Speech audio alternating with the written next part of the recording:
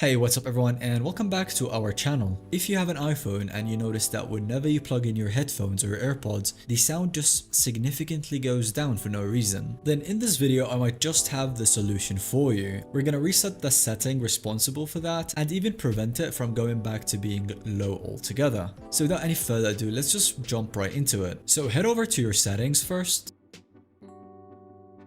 And then in your settings, find the sounds and haptics. If you have an older version of iOS or you can't find it, you can just simply search for it in the settings.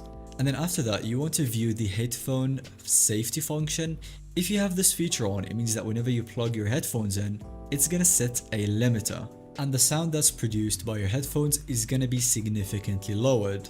So what you want to do is that first, put the limit as high as possible. So that's basically neglecting the limiter. And then after that, you want to turn it off.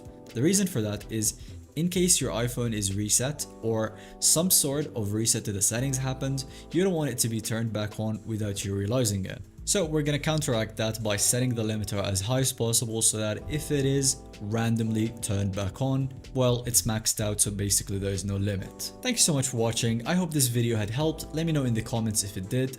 Don't forget to leave a like and subscribe so you don't miss out on any future videos that we make.